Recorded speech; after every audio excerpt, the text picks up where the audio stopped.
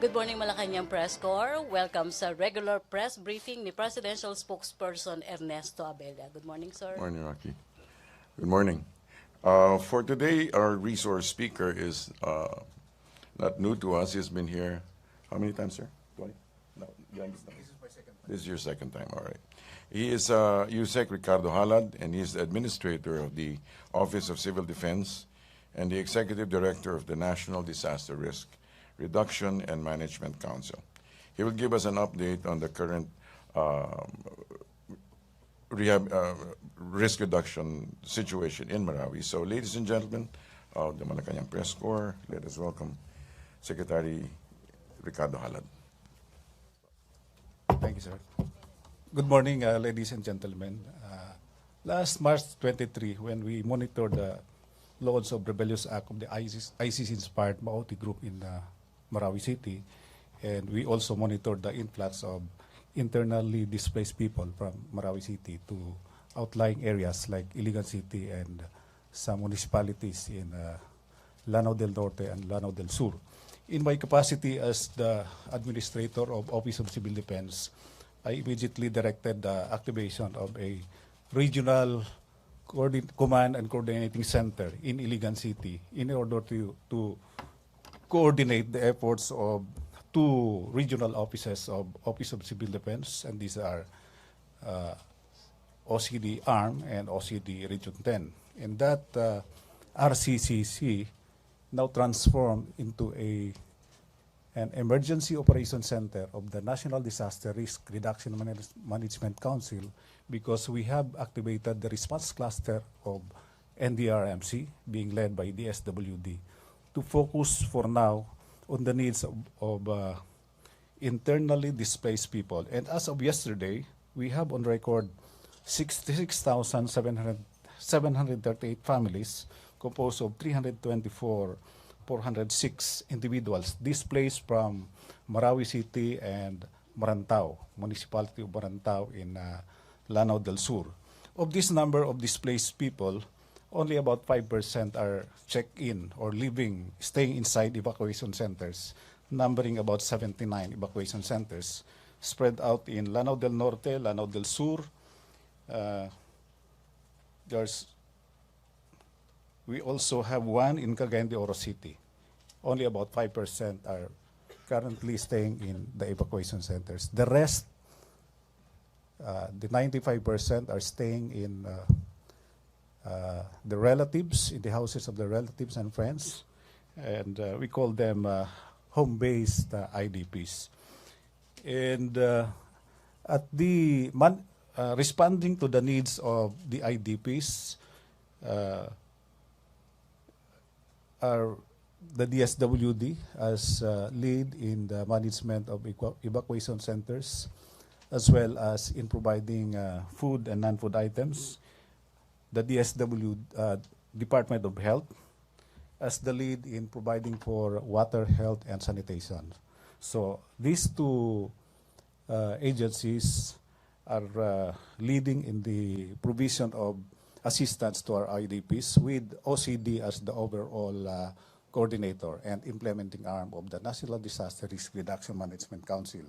And as of yesterday also, on our record is it's already about 84 million pesos worth of assistance provided by various agencies, including OCD. So that's the update. We're still focusing on responding to the needs of our IDPs in areas outside of Marawi and Marantao. MPC questions? Tina? Sir, microphone, please, Tina. Thank you. Sir, Tina po from GMA. Sir, meron po ba kayong bilang ng mga nasa ospital naman, ng mga civilian? Oh, I asked that from DOH yesterday. I left my note, but I remember it's about 15 inpatient right now.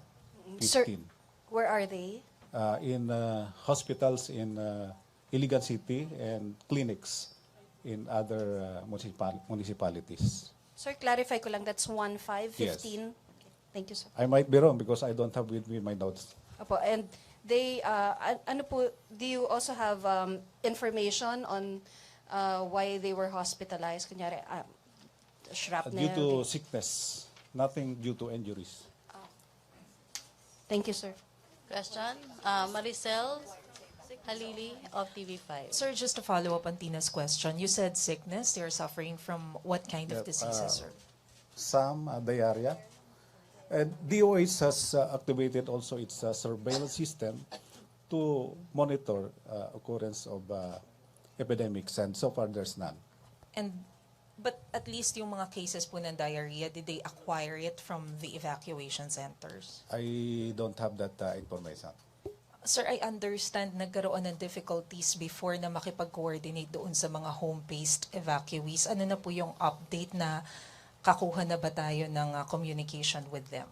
Ongoing yung validation. Mahirap talaga i-validate ito dahil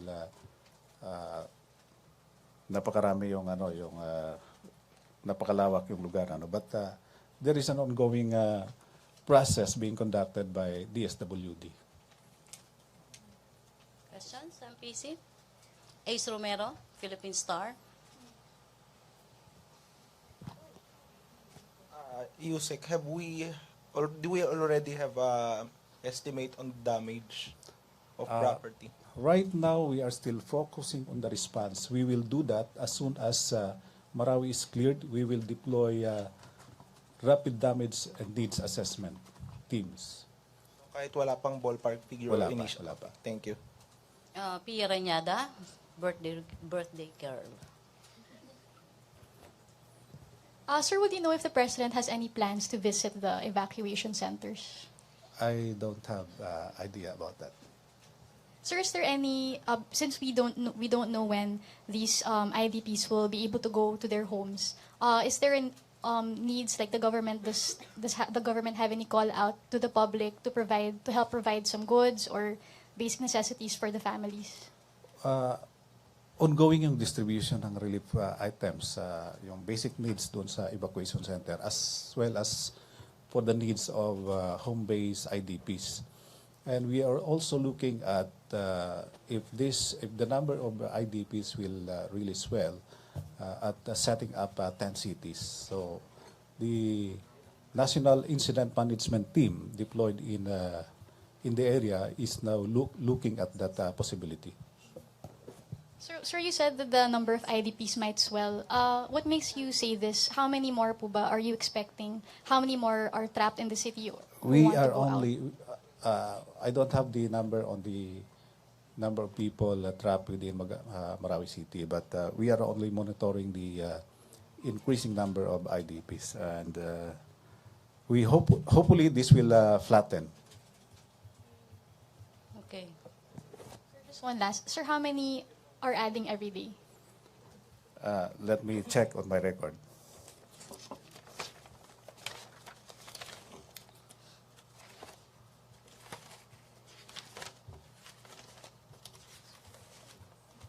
Parang wala yata dito. But the increase is not during the last few days, hindi na ganon karami.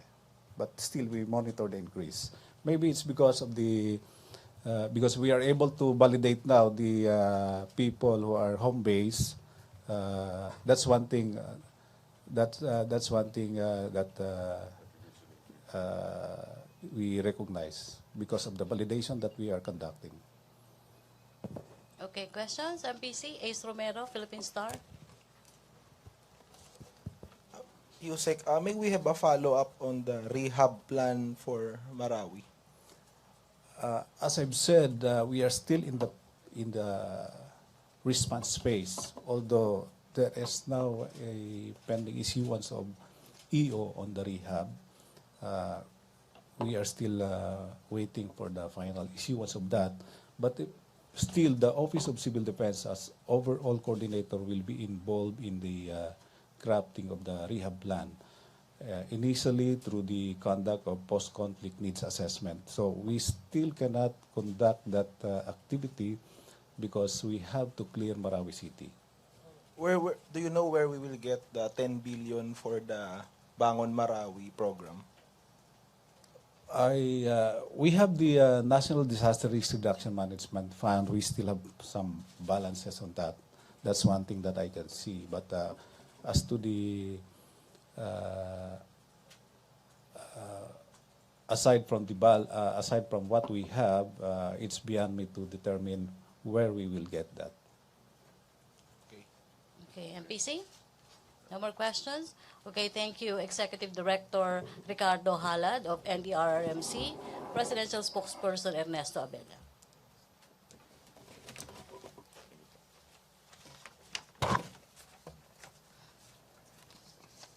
As of 6 p.m., 14 June 2017, some key developments.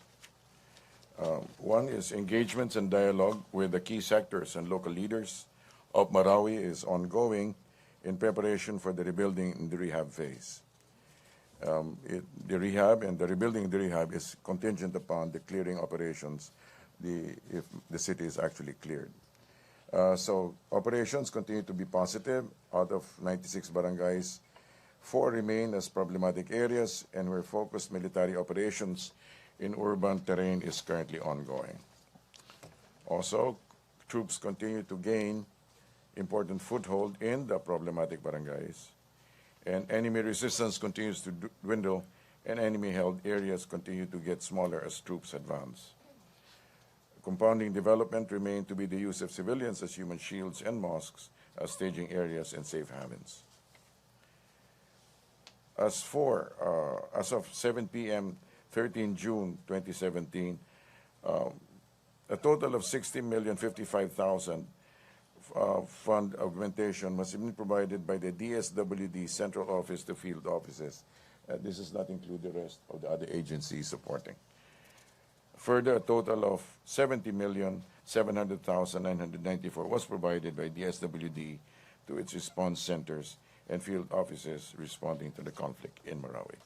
We're open to a few questions. Okay, on Marawi City? Oh, before that. All right. We have good news. Okay. Medical students in SUCs are also set to get free tuition. The Commission on Higher Education has announced that the Doctor of Medicine students in 8 state universities and colleges, SUCs, can now avail of full tuition subsidy through the cash grants to medical students enrolled in state universities and colleges. The 8 SUCs which will grant free tuition are University of Northern Philippines, Mariano Marcos State University, Cagayan State University, Bicol University, West Visayas State University, University of the Philippines Leyte, Mindanao State University, and University of the Philippines Manila. The financial assistance is intended for new and continuing Filipino medical students who will be enrolling in the academic year 2017-2018. Also, foreign direct investments increased by 30.6% in March 2017, hitting $1.6 billion in the first quarter of 2017. The sustained foreign direct investment inflows reflect investors' confidence in the country's economy on account of the continued growth prospects and strong macroeconomic fundamentals. Equity capital infusions during the period were channeled mainly to real estate, wholesale and retail trade, manufacturing, financial and insurance, and information and communication activities.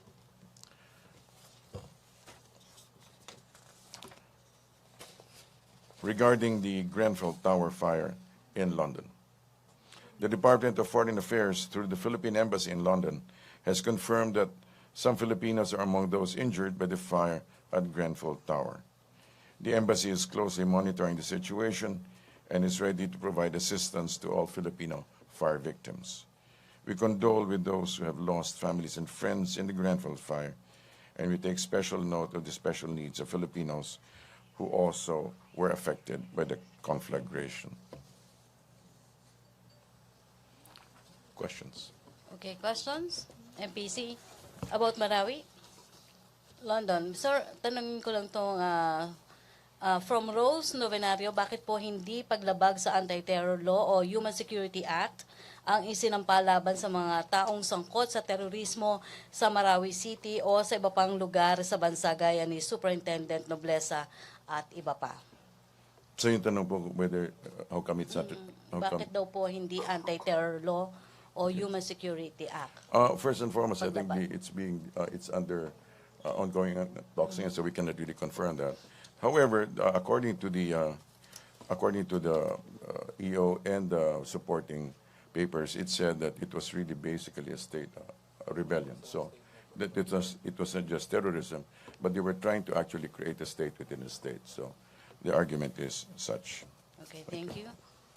Question, MPC? Pia Ranyada?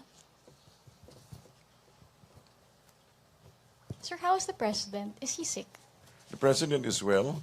The president just needs, after all, you have to consider that he has been on the road for at least 23 days regarding fulfilling his martial law supervision. So, it has been really brutal. So we have to allow him this kind of rest. When will his next public appearance be or activity? Well, he's taking some time off, so I cannot really give you the definite date, but he's just taking some time off to rejuvenate. Sir, is it safe to say this entire week he will be resting out of the public eye? Let's just put it this way, that he's resting for some time. Thank you. Yes. Tina Panganiban Perez? Sir, as a follow-up to that, is the president in Malacanang? Because there was a post on social media yesterday that someone saw the president in Davao yesterday. But he may have traveled already to Davao. He's still here. Or according to the report, he's still here. He's still here, sir. Sir, any plans on going to Davao or Mindanao in the next few Me days? or No, the president. The president, sir. I thought you'd be concerned about my socials. Well, I am too, but sir, since this is a follow-up question to Pia's question about the president. I'm sure he usually splits his time between North and South. So I'm sure there's going to be some chance of him being there. Thank you, sir. Yes. Philip Tobesa, Inquirer. Hi, sir. Good morning. How is the president spending his downtime here in the palace? Since it's private time, so I'm sure he's spending time mainly resting. Is this the longest time that he's been out of the public eye? I'm not entirely sure about that, but usually he doesn't just, he has his own schedules. Has he seen a doctor, sir, since Monday? I'm not privy to those matters, but I'm sure he's checked with his own experts. Okay, thank you, sir. Okay, Pia Gutierrez, ABS-CBN. Sir, reaction lang, there are several lawmakers who are calling for regular updates on the president's health. Do you think that this is something which is necessary, sir? Well, it's usually given, for example, like this, in press briefings, we usually give you that. So, yeah, thank you. Next. Questions, MPC? No more? Are we done? Rosalie Cos, I'm UNTV. great, actually great. Thank you. Sir, ibang issue lang po. Yes. Nasa Marawi, nabanggit po kanina ni Sir ng NDRRMC na 5% lang po yung nagstay sa mga evacuation centers and 95% ng mga IDPs ay nagstay with their relatives and friends. Ano po yung mga partikular na tulong na pwede nating ipagkaloob? For example, livelihood assistance dahil I think that kind of thing is going to be offered after the clearing thing, okay? Pero sir, immediate assistance I'm for sure them.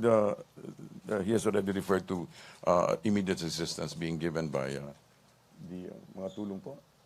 Aside from food, water. Usually, DSWD has emergency shelter assistance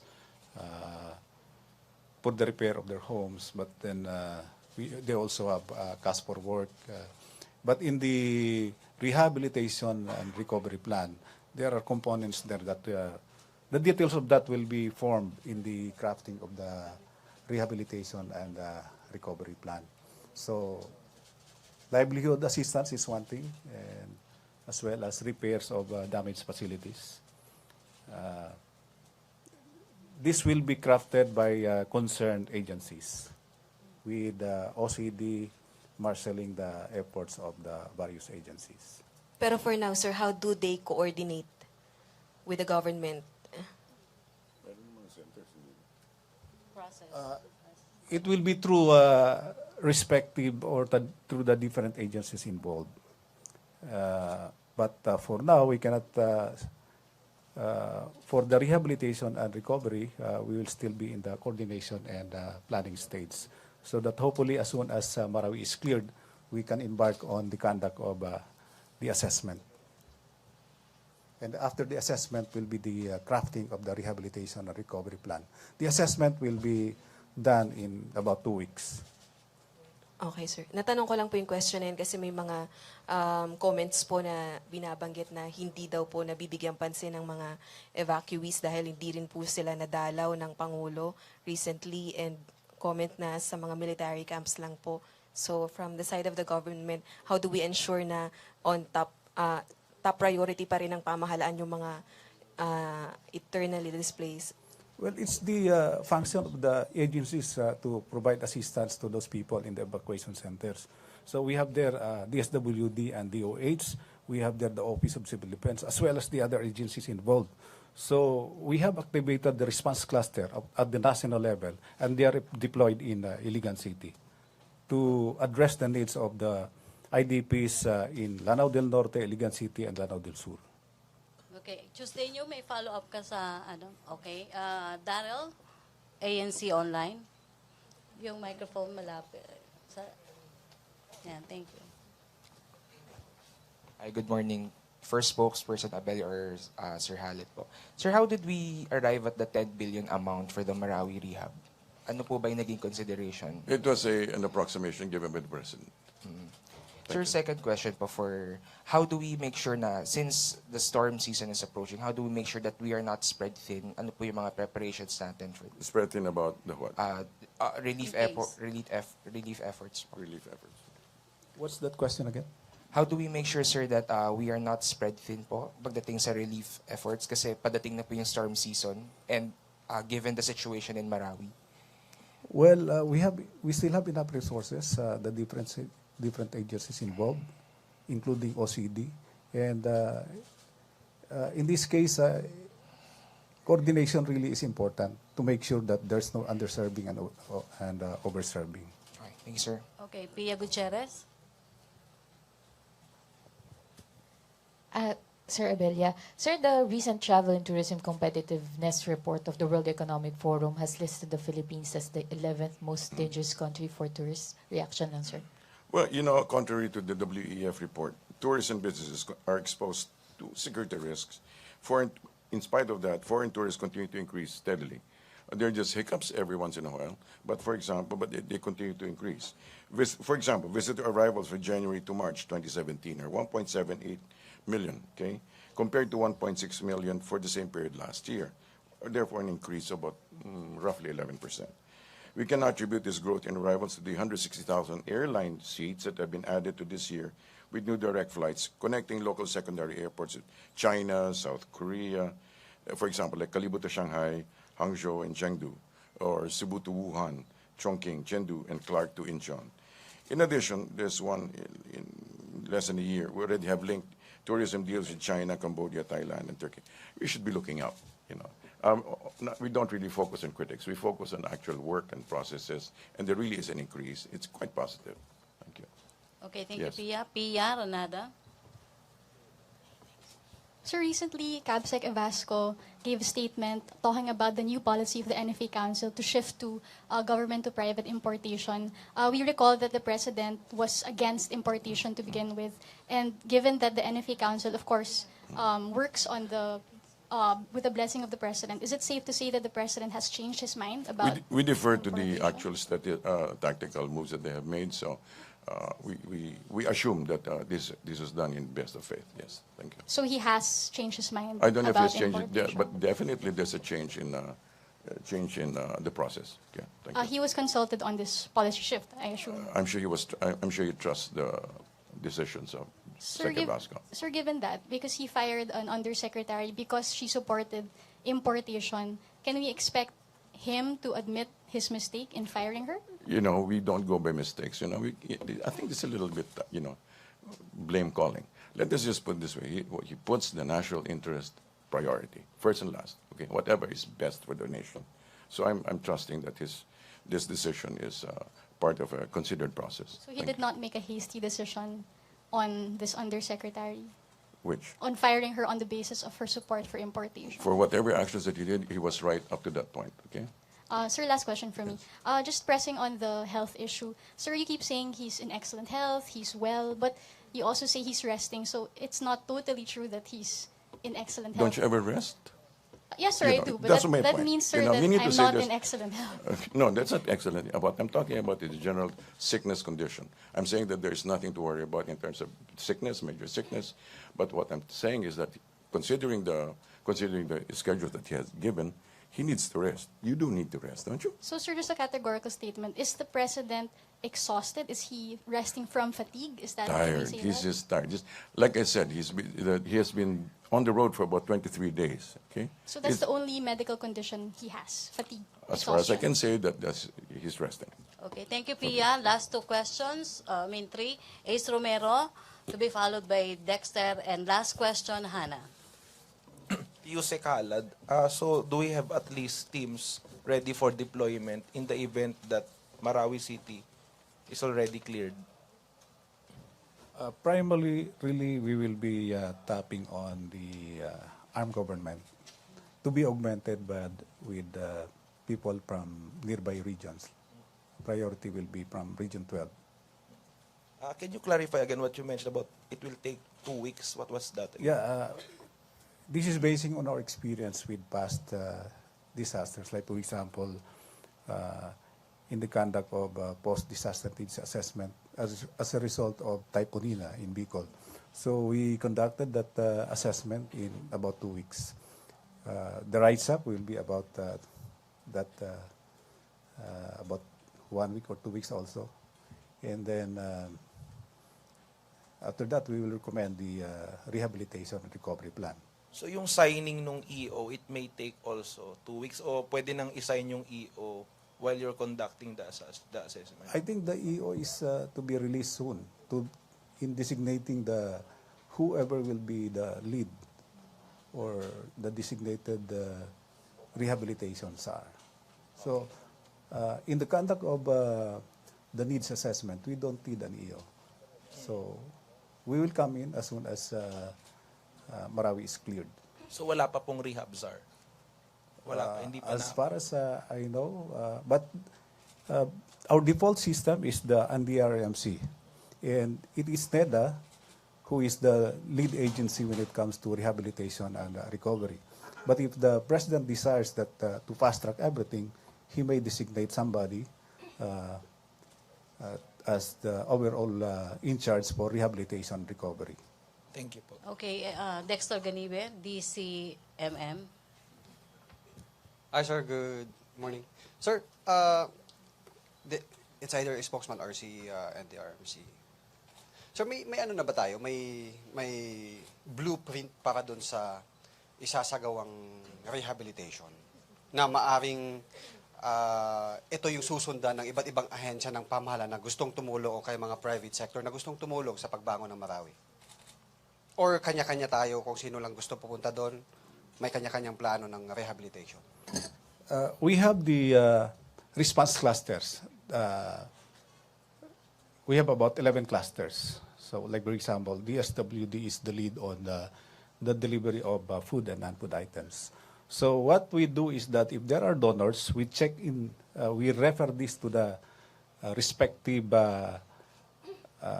cluster leads. If it's medicine, we refer it to the DOH because it's them who has the competency to determine whether to accept the donation or not. What I mean, sir, is the rehabilitation. After For rehabilitation and recovery, that again, we will determine that once we formulate the rehab plan on the sourcing. But in the case of the previous rehab plan, we fund it out of government funds. So dapat yung rehab plan na yun, ito yung magiging template ng lahat ng iba't ibang organization na makiisa sa pagbangon ng Marawi. Yes, because the agencies will put in there the different PAPs or activities for the rehab plan. Kailan po ito magiging available? Well, as I've said, first we have, as soon as Marawi is cleared, we will conduct the needs assessment. Kasi I learned kahapon, the Vice President has also meet with the stakeholders ng Marawi for the rehabilitation efforts na gagawin. The 10 billion is just a tentative figure, but the exact figure will be determined once we conduct the study, the assessment, and then formulate the rehab plan. Last issue sa akin, kay Yusek Cabella, or sa inyo din, sir. Sir, ewan ko kung na-break na rin. Meron ng report na foreign media wounded sa Marawi. Any words from the palace sa mga kasamahan natin sa media na nagko-cover sa Marawi? Foreign media? Okay. Okay. We don't have the official word on that, but we will as soon as we can get proper validation of the report. So, sir, message niyo po sa mga nagko-cover sa Marawi. Sa mga? Sa mga nagko-cover po sa Marawi City. Well, Other foreign entities na pupunta po doon. First and foremost, I think they should try to be as objective as possible and to see it in the context that this is really that this is not a conflict of, how do you put it, that this is basically an action of rebellion, and that they see it along that line. The report along these lines, that they're objective, and that they stay out of trouble. Okay, thank you, Dexter. Hannah, last question.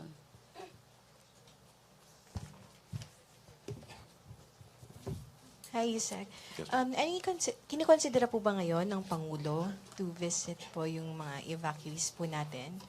Well, as soon as he is able to, as soon as he can fit into his schedules, I've already seen some of his schedules. Then he will, I'm sure he will accommodate some of that. Sir, kasama din po sa private time ng Pangulo si Miss Hanelet and kanyang anak. So, Ma'am, this is private time. Thank you. Okay, last na talaga, Daryl. Sir, pahabol, sorry. Sir, Hindi ko na- palace reaction lang po dun sa arrest of the another Maute brother, Muhammad Nuwain po. Okay. On the arrest po. Okay. We don't have official update on that, but as soon as we do, we'll get it to you. Okay, thank you, Daryl. Thank you, Malacanang Press Corps. Thank you. Thank you, Presidential Spokesperson Ernesto Abella, Executive Director Ricardo Halad of NDRRMC. Back to our main studio sa Radyo ng Bayan, NPTV.